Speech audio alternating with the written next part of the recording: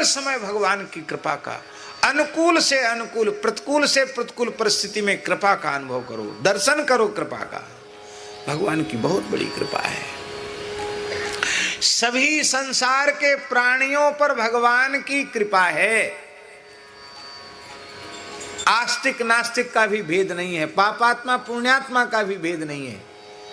ये धमनियों में जो रक्त का प्रवाह चल रहा है ये भगवान की कृपा से, श्वास चल रही है भगवान की कृपा से, हम लोग धरती पर बैठे हैं स्थिरता पूर्वक ये भगवान की कृपा से, सूर्य चंद्र का प्रकाश मिल रहा है ये भगवान की कृपा से, अन्न जल वायु फल फूल हमें प्राप्त हो रहे हैं ये भगवान की कृपा से। सब कुछ भगवान, श्वास भी भगवान की कृपा से ले रहे हैं। एक क्षण के लिए श्वास वाली कृपा भी रुक जाए तो प्रलय हो जाएगा। एक क्षण के लिए धरती हिल जाती तो क्या तमाशा होता, देखा आपने?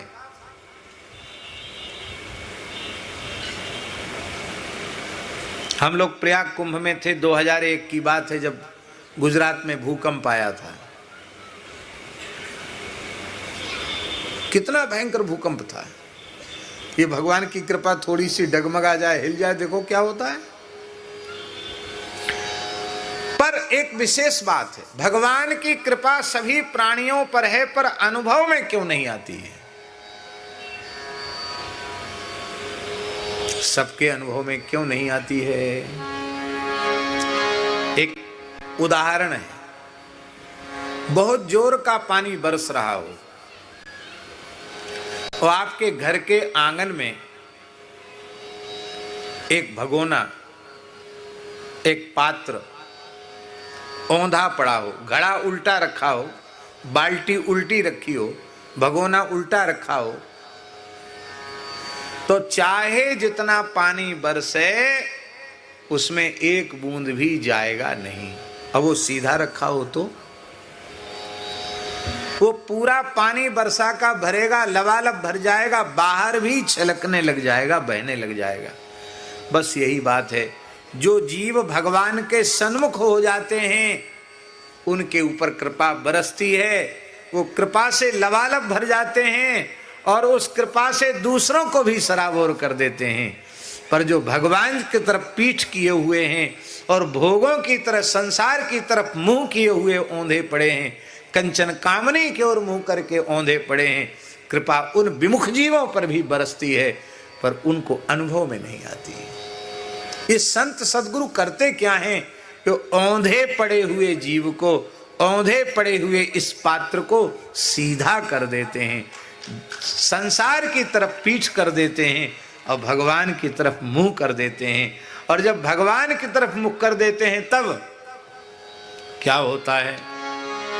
सन्मुख होई जीव मोही जब ही, सन्मुख होई जीव मोही जब ही, अघना सही तब ही, आ जन्म कोटि अघना सही तब। इसलिए तत्तेनुकंपाम सुसमीक्षमाणो, पहला साधन, हर समय कृपा का प्रत्यक्ष दर्शन करो, चाहे जैसी परिस्थिति हो, चाहे अनुकूल हो अथवा प्रतिकूल, कृपा का दर्शन करो। दूसरा साधन, ये साधन है जीव के कल्याण के। दूसरा साधन, भुंजान एवात्मकृतम विपाकम, जीवन में जो कुछ सुख दुख आपके जीवन में आवे उसमें किसी को दोष मत दो। को न काहू सुख दुख कर दाता, निज कृत कर्म भोग सब भ्राता। हमने जो बोया था वही तो हम काट रहे हैं, और जो हम बोएंगे वही हम काटेंगे। हम नया बीज तो हमको अब बोना नहीं है, जो बो दिया था उसी को काट लिया, कट गया, अच्छा हुआ, फांस कटी। अत्यंत धैर्य पूर्वक अपने जीवन में सुख को भी भोगे और दुख को भी भोगे। आप कहें सुख भोगने में तो कोई परेशानी नहीं है, दुख भोगने में परेशानी नहीं, सुख भोगने में भी परेशानी है। क्या? सुख भोगने के समय जीव भगवान को भूल जाता है। सुख के माथे सिल परे जो नाम हृदय ते जाए, बलिहारी बा दुख की जो पल पल नाम रटाए। सुख के क्षण में भी भगवान को नहीं भूलना और दुख के क्षण में तो भूलना नहीं ही। भुंजान एवात्म कृतम विपाकम, उसमें भगवान को दोष नहीं देना कि भगवान ने हमारे साथ ऐसा क्यों किया।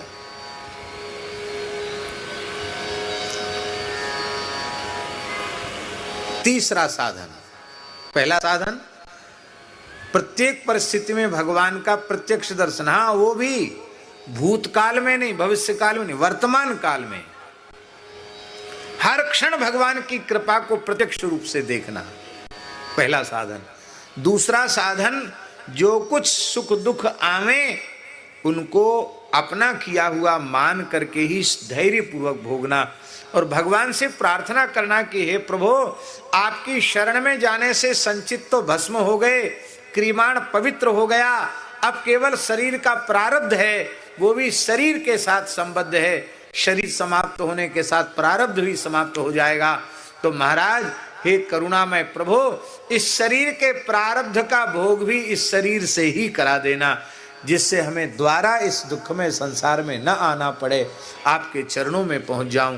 प्रभु, हमारी व्याधि नष्ट हो, रोग नष्ट हो, ये प्रार्थना भी हम नहीं करते हैं, बस चाहे जैसी कष्ट की अवस्था हो, हे नाथ, हे मेरे नाथ, मैं आपको भूलूं नहीं, बस आपको मैं भूलूं नहीं, आपकी याद बनी रहे।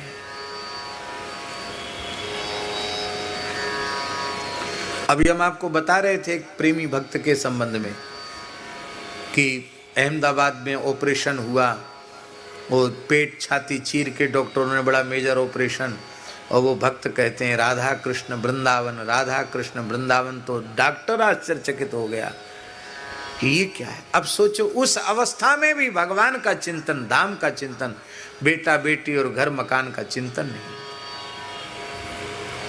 भुंजान एवात्म कृतम विपाकम। और तीसरा साधन, हृदवाग बपुरभिर विदधन नमस्ते, ये तीसरा साधन है। हृद वाग बपुरभिर विदधन नमस्ते, हृदय से, वाणी से और शरीर से भगवान और भगवान की विभूतियों को प्रणाम करना, ये तीसरा साधन। मेरी प्रार्थना है हाथ जोड़कर आप सब लोगों से, सर्वप्रथम आप अपने घर में उठें तो आपके घर के लक्ष्मी नारायण माता पिता हैं, आपके घर के गौरी शंकर माता पिता हैं, आपके घर के श्री सीताराम जी माता पिता हैं, आपके घर के राधा कृष्ण माता पिता हैं। श्रद्धा पूर्वक माता के चरणों में मस्तक रखकर प्रणाम करना, श्रद्धा पूर्वक अपने पिता के चरणों में मस्तक रखकर प्रणाम करना, अपनी बड़ी बहन को प्रणाम करना, अपने बड़े भाई के चरणों में मस्तक रखकर प्रणाम करना। करके देखो घर का वातावरण कैसा होता है, आप सोचो। तुलसी दिखाई पड़ जाए, तुलसी को प्रणाम, गाय दिखाई पड़ जाए, गाय को प्रणाम, ब्राह्मण दिखाई पड़ जाए, ब्राह्मण को प्रणाम, संत स्वरूप दिखाई पड़ जाए, कोई भी वैष्णव स्वरूप दिखाई पड़ जाए, उसको प्रणाम, संत को प्रणाम, पीपल को प्रणाम, कोई भी देवालय दिखाई पड़ जाए उसको प्रणाम। हाँ, आप लोग कहेंगे कि हम तो अनन्य हैं, हम तो भगवान को छोड़ के किसी को प्रणाम नहीं करते। अरे भले आदमी, भगवान को छोड़ के है कौन? यदि अन्य देवालयों को प्रणाम निषिद्ध होता तो श्रीमद् भागवत के नारायण कवच में हयशीर्षा माम पथि देव हेलनाथ, क्या लिखा है? हयशीर्षा माम पथि देव हेलनाथ। है शीर्षा माने है ग्रीव भगवान, रास्ता चलते हम जो देवताओं को प्रणाम करना भूल जाते हैं, उस अपराध से श्री हयग्रीव भगवान हमारी रक्षा करें। ये बात नारायण कवच में क्यों कही जाती? इसलिए जो कुछ भी दिखाई पड़ जाए उसको प्रणाम करना है। हमारे पूज्य सदगुरुदेव भगवान एक हनुमान जी का मंदिर दर्शन करके आ रहे थे। हनुमान धारा है, एक तो चित्रकूट में हनुमान धारा है और एक हनुमान धारा बुंदेलखंड के टीकमगढ़ जिले में एक हनुमान धारा एक गांव के पास है। बड़ा प्राचीन हनुमान जी का स्थान है। वहाँ महाराज जी दर्शन करके आ रहे थे, हम भी साथ ही थे। और जिस गांव में महाराज जी रुके हुए थे, वहाँ जब 3-4 किलोमीटर पैदल चल के आए तो गांव के बाहर हनुमान जी का एक मंदिर है और वहाँ के देवताओं के चबूतरे बने, ग्राम देवताओं के चबूतरा। तो एक गांव का नाई तो जानते ना, जिसको गुजराती में बाणा बोलते हैं, क्या हैं, वाणन बोलते हैं। तो एक नाई गांव का था, बड़ा बूढ़ा। वो बुंदेली भाषा में महाराज जी से बोला, महाराज ए हमारे इतने के गौण बब्बा आए, इन्हें पान के पांव पर लो। आप लोग समझे, हमारी भाषा नहीं समझे। ये हमारे यहाँ के गौण बब्बा नाम के देवता हैं, इनको प्रणाम कर लो। तो सर्दी का समय था, महाराज जी सिर से जैसे उधर पीछे वाले स्वामी जी पगड़ी बांधे ना, ऐसी पगड़ी बांधे थे महाराज जी। सिर में साफा बांधे थे और पैर में उनके कपड़े का जूता था, बिना बद्दी वाला। तो महाराज जी ने तुरंत जूता उतार दिया और सिर से पगड़ी उतार दी और उस चबूतरा पर मस्तक रखकर बोले, जो सिसोसी तब चरण नमामि, मोह पर कृपा करिए अब स्वामी। ये चौपाई बोले, जो सिसोसी तब चरण नमामि, मोह पर कृपा करिए अब स्वामी। हम चप्पल पहने हुए थे तो हम तो दूर खड़े खड़े तमाशा देखते, हम प्रणाम नहीं किए। हम मन में सोचे कि गौण देवता एक प्रकार की क्षत्रियों की ही मिलती जुलती जाति हुआ करती थी किसी समय, गौण, और ये मर के प्रेत बन गए, देवता बन गए। लोग देवता के रूप में इनको मानने लगे और हमारा शरीर तो ब्राह्मण कुल का है, हम क्यों, ये लोग जब भूत भरते हैं तो ब्राह्मणों के चरण छूते हैं, तो हम क्यों उनको प्रणाम कर। हम तो जैसे थे वो खड़े रह गए। उस नाई ने महाराज को कहा, महाराज ने प्रणाम कर लिया। हम महाराज जी लौट के घर आए जहाँ रुके थे अचर्रा में। तो महाराज जी बोले, पंडित जी सायं संध्या का समय हो गया, संध्या करो। तो हम संध्या करने लगे। अरे हमारे मन में वो बात घुमड़ रही थी। तो संध्योपासन के बाद जब हमने महाराज जी को प्रणाम किया कि महाराज जी एक बात पूछें। हाँ पूछो। बोले, ये तो गौण बब्बा को आपने जूता उतार के पगड़ी उतार के इतनी श्रद्धा से प्रणाम किया और चौपाई भी आप बोले, जो सिसोसी तब चरण नमामि, मोह पर कृपा करिए अब स्वामी। तो ऐसे प्रणाम करना चाहिए। आप तो शरीर से भी विप्रकुल के हैं और विरक्त महात्मा हैं, तो आपने ऐसा क्यों, और समझ में नहीं, हम तो प्रणाम नहीं कर पाए। महाराज जी बोले, पंडित जी जड़ चेतन जग जीव जत सकल राम मैं जान, बंदों तिनके पद कमल सदा जोरि जुग पान। यह केवल दूसरों को व्याख्या सुनाने के लिए है कि खुद मानने के लिए, बताओ पहले। सिय राम मैं सब जग जानी, करहूं प्रणाम जोर जुग पानी, केवल दूसरों को सिखाने के लिए है। और ये तो कम से कम ग्राम देवता किसी न किसी का भला करते हैं। नामदेव जी ने प्रत्यक्ष प्रेतों में भगवान का दर्शन किया है? आज मेरे आए लंबकनाथ, धरती पांव स्वर्ग लो माथो, जोजन भरी भरी हाथ, शिव सनकादिक पार न पावे, तैसी सखा विराजत साथ, नामदेव के प्रभु अंतर्यामी, कीन्हो मोही सनाथ। आज मेरे आए लंबकनाथ। नामदेव जी के दर्शन से प्रेतों का उद्धार हो गया। भगवान पंढरीनाथ प्रकट हो गए। बोले भीमा नदी के तट पर, बोले धन्य है नामदेव, तुम प्रेतों के भीतर भी मेरा दर्शन करते हो। नामदेव जी ने कहा, प्रेत के अंतर्यामी हो कि नहीं? तो ठाकुर जी तो सब में हैं। तो आप कहीं भी प्रणाम करते हैं तो वो कृष्ण को ही प्रणाम होता है, क्योंकि आकाशात् पतितं तोयम यथा गच्छति सागरम सर्वदेव नमस्कारः केशवम प्रतिगच्छति। इसलिए सबको भगवद रूप मान करके वंदन करना, किसी का तिरस्कार नहीं करना, किसी की निंदा नहीं करना, किसी की उपेक्षा नहीं करनी। हृदय से, वाणी से, शरीर से भगवान और भगवान की विभूति को प्रणाम करते करते अपने प्रणाम के दायरे को इतना बढ़ाते चले जाना कि यत्किंच भूतम प्रणमेत अनन्यः। समस्त प्राणियों को, संपूर्ण पदार्थों को भगवद रूप मानकर झुके रहना, सबको प्रणाम करना। खम वायु अग्निम सलिलम महिम च, आकाश, पृथ्वी, समुद्र, पर्वत, वृक्ष, सर्वत्र जहां कहीं हमारी दृष्टि जाए वहां हमें भगवान का ही अनुभव होना चाहिए।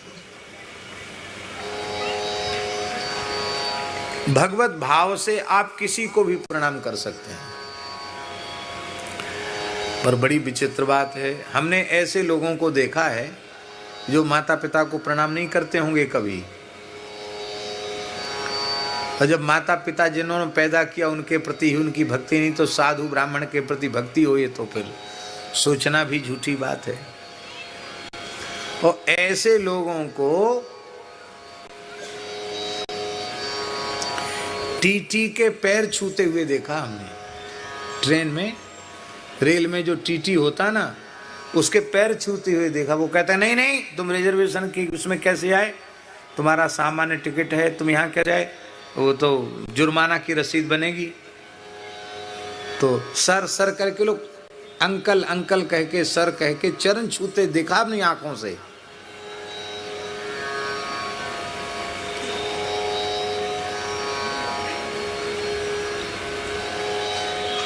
पुलिस के पैर छूते देखा, थानेदार के पैर छूते देखा। प्रणम्यों को प्रणाम नहीं करोगे तो जो प्रणाम के योग्य नहीं है उनको भी प्रणाम करना पड़ेगा। इसलिए पहले प्रणम्यों को प्रणाम करो और अंत में दृष्टि इतनी व्यापक कर लो कि सो अनन्य जाके अस मति न टरे हनुमंत, मैं सेवक सचराचर रूप स्वामी भगवंत। अब कहीं हृदय से प्रणाम, कहीं वाणी से प्रणाम और कहीं शरीर से प्रणाम। अब ट्रेन में आप चल रहे हो तो आप जंजीर खींचो ट्रेन की, और पुलिस आ जाए कि आपने जंजीर क्यों खींची, बोले हमको हनुमान जी का मंदिर दिखाई पड़ गया, हमने कहा चलो जंजीर खींच के थोड़ा दंडोत कर आए हनुमान जी को, तब चढ़ेंगे। तो आप जेल की हवा खानी पड़ेगी। ये कारण नहीं है। ट्रेन चल रही है तो आप मन से ही हनुमान जी को प्रणाम कर लो, हृदय से, वाणी से प्रणाम कर लो। अब चलो वहाँ तो ट्रेन चैन खींच दोगे, और हवाई जहाज में चल रहे हो, वहाँ से गंगा जी दिखाई पड़ी हैं, तब आप कहो कि हम तो हवाई जहाज रोक कर गंगा जी में गोता लगा के तब जाएंगे, संभव है? वहीं से गंगा जी को देखकर, तापी जी को देखकर आप प्रणाम करो। जहाँ जैसा अनुकूल परिस्थिति हो उस प्रकार से, हृदय से, वाणी से, शरीर से हर समय प्रणाम करना। प्रणाम करने का स्वभाव बना लो, आदत बना लो प्रणाम करने की। भागवत जी के अंतिम श्लोक में क्या है? प्रणामो दुख शमनः तम नमामि हरिम परम। प्रणामो दुख शमनः, संपूर्ण प्रकार के दुखों का समन प्रणाम से हो जाता है। आप प्रणाम करना सीख लो तो दुखों का समन हो जाएगा। अलग अलग तरह की कल्पभेद से कथाएं आती हैं। श्री मार्कंडेय महर्षि जो दीर्घायु हैं, आज भी अष्टचिरजीवियों में उनका स्मरण होता है। वे महर्षि मार्कंडेय, उनकी मात्र 12 वर्ष की ही आयु थी। कितनी आयु? 12 वर्ष की आयु में ही उनको प्राण त्याग देना है। तो अपने पिता मृकंडू के निकट वे और 8 वर्ष की आयु में ही आपने संपूर्ण वेदांगों के सहित वेद को कंठस्थ कर लिया था मार्कंडेय जी। कितने वर्ष की आयु में? 5 वर्ष की आयु में मार्कंडेय जी का यज्ञोपवीत हुआ था। मात्र 8 वर्ष में वो सब कुछ उनको हो गया। एक दिन ऋषि पधारे, वो सामुद्रिक के ज्ञाता थे। उन्होंने बालक को देखकर कहा, बालक तो बहुत संस्कारवान है, बड़ा तेजस्वी है, लेकिन क्या करें महाराज, इसके जीवन का केवल 1 वर्ष ही शेष बचा है। नहीं, 1 वर्ष नहीं, 12 दिन की ही आयु शेष बची है। कितने दिन की? 12 दिन जिएगा, बस मर जाएगा 12 दिन। मृकंडु ऋषि तो बेहोश होके गिर गए, मूर्छित होके गिर गए। तब उन ऋषियों ने उनके पिता को होश में लाए और कहा, कोई बात नहीं, बालक आपका वेद पाठ संध्या उपासना आदि तो करता ही है, ये खड़े होकर ब्राह्मणों को, गायों को, ऋषियों को प्रणाम करे। बस अभी अपने संध्या उपासन करके खड़े हो जाते और कोई भी ऋषि, महर्षि, महात्मा, ब्राह्मण, साधु निकलता, उसको प्रणाम करते। एक बार सप्तर्षि निकले वहां से,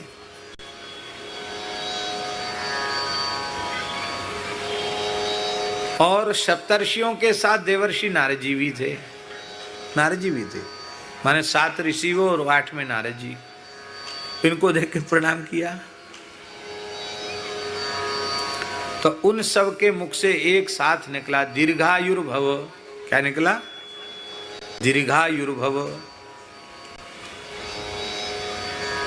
नारद जी ने कहा, ऋषियों, सप्तर्षियों, आपने होश हवास में आशीर्वाद नहीं दिया। एक साथ सबके मुंह से निकला दीर्घायुर्भव। इस बालक के लक्षण तो हैं कि बस अब कुछ ही दिन का मेहमान है ये। अब हम तो मनवाणी क्रिया से सत्य का पालन करने वाले, हमारी बात झूठी हो जाए ये तो ठीक नहीं।